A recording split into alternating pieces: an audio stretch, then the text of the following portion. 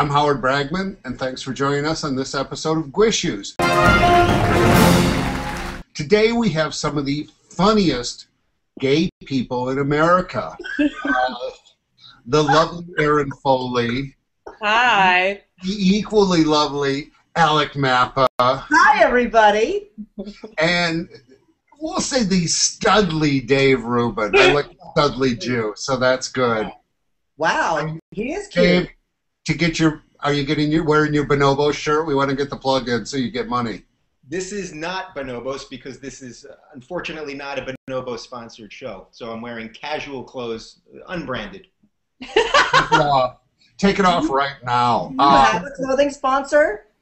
I do have a clothing sponsor. Maybe if you wear bonobos, they would sponsor my show. How does one get a clothing sponsor? All right. So we're talking. We'll take this off. I want free stuff. Does anybody know anyone at Nike?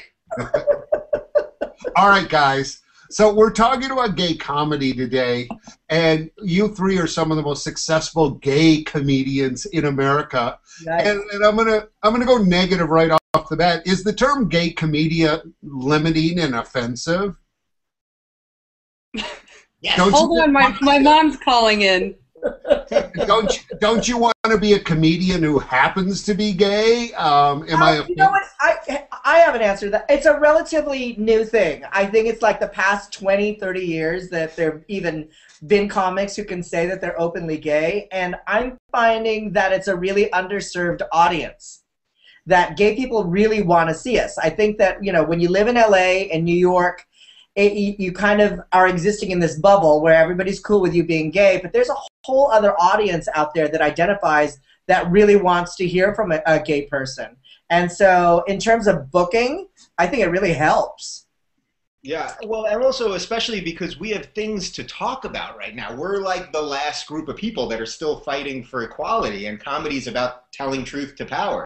We actually have something to fight for. There aren't many other groups. White guys don't have much to fight for at the moment, which is why there's not a lot of straight white male comics that are that funny right now. We've got a purpose, and that's kind of beautiful. But as far as whether I want to be known as a gay comic or, you know, I so happen to be gay, I mean, I don't know if it's even up for me to decide. I'm gay, big damn whoop.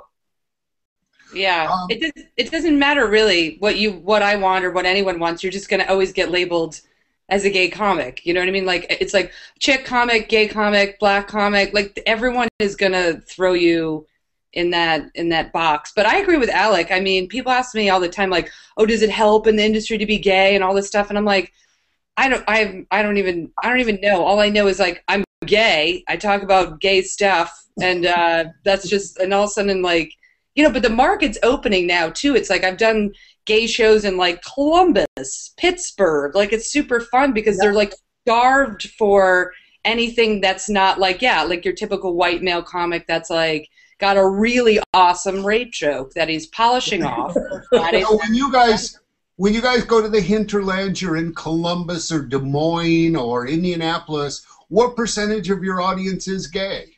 All of them. All of them. I did a gay pride in Iowa, in Des Moines, and it was me and Sherry Vine standing in front of a picket fence.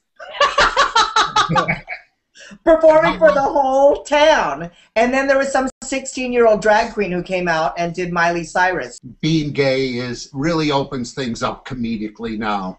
I want you guys all to tell me some funny stuff that's happening, some good lines, some observations. I want to enchant and amuse my audience because obviously I'm not doing it, so that's why you guys. Oh no, Howard.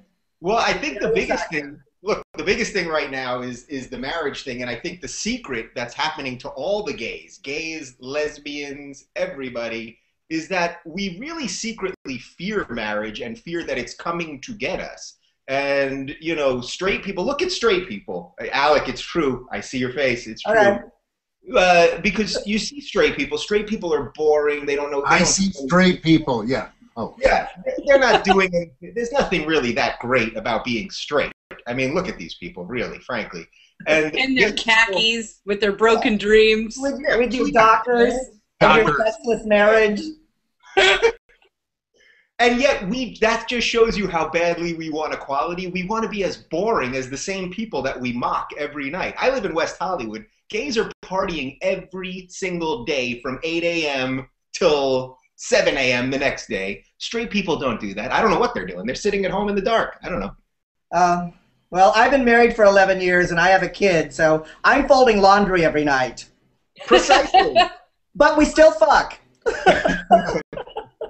Could In you? your car outside of Bank of America. Straight marriages, we still have sex. Yeah. A lot. I don't think they allow that on YouTube, or I would ask your husband to join us. But I think the lesbians are definitely much more pro-marriage than the gay men. When you just described West Hollywood, I was like, well, that's the gay men's section of West Hollywood. Right. Yeah. The women, I mean, I don't fall in this, sort of category, but a lot of them are just like, knitting and getting ready for those signs to march. I mean, thank God for the lesbos. We wouldn't have any rights whatsoever. Well, there's no really kind of big lesbian circuit party scene, is there? I think it's book clubs. I think those are some of the circuit parties. No, there's no circuit. Well, there's Dinah. Yeah. But where are the lesbians during the day? I'm out here. I'm looking. There's gay guys. Every guy is big. We are working. We are working hard so you can get married. They're working to change the world. While you're sniffing poppers on some bar stool, Erin Foley's out there fighting for your rights. I got up at 7 a.m. writing legislation so you can be unhappy with your partner, Dave. Alec, I want to give everybody a little chance. Let's not get too date specific because these play for a long time. But we'll start with Alec Mapa. Tell us what you have coming up and where people can see you, or your website, or your porn tapes, anything you want to plug. Well, next week I'm on a show on AMC called Showville, and it's a new reality show that's about small town talent competitions. And talk about gay people in the hinterlands. I mean, we found gay people in San Marcos, Texas, in Mount Airy, North Carolina. And the premise is we arrive in a small town. We have an open call for a talent show. We pick 4 finalists, and we work with them on their act for 2 days. On the 4th day, the entire town comes to the show, votes for their favorite performer, and that person wins $10,000. That's awesome. I'm loving it. Erin, what do you have to plug? Come on. I have a new reality show called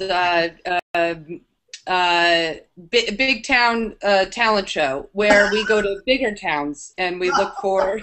I'm kidding. That's a great idea. Why didn't anybody ever think of that? When Alec leaves the town, I go in and find other people that are more. That are really funny and talented. Well, I'm starting a little fun tour. It kicks off this Saturday in Albuquerque, and I've got all my dates on erinfoley.com. I'm going to Austin and Pittsburgh and Philly and New York and all kinds of good stuff. And I have a new podcast because there's not enough comedians doing podcasts, and that's called Sports Without Balls. I'm a big sports junkie, so that is on iTunes, Sports Without Balls podcast. Perfect. And last and certainly not least, who was least today? No, you were all fabulous. Is this the end? Are we done? I feel like we just started talking. Not until Dave Rubin plugs his shit are we done. Howard, really, when you're with comedians, we don't even get going until the end. We're all just like lubricated and ready to roll. I just woke up. Me too. I'm sorry, they give me 7 fakakta minutes here. What do you want me to do? Dave Rubin, plug your life. It's my fault you guys aren't funny? Really? Oh. I'll talk directly to the camera because that's what they tell you to do. My new show, The Rubin Report, is part of the Young Turks Network. Howard Bragman himself has been a guest. It's youtube.com. Oh, neat. Rubin Report. And Erin Foley has been a guest, and I hope Alec Mapa. I want to be a guest. Get to LA and we will make it happen. And I'm an addicted Twitterer at Rubin Report. There you go. You guys are lovely, intelligent, attractive, stimulating, amusing, and I couldn't have done it without you. Thank you guys for joining us today on Gwissues, and follow them at Twitter, at their websites, and look for additional episodes of Gwissues coming up. Thanks, everyone.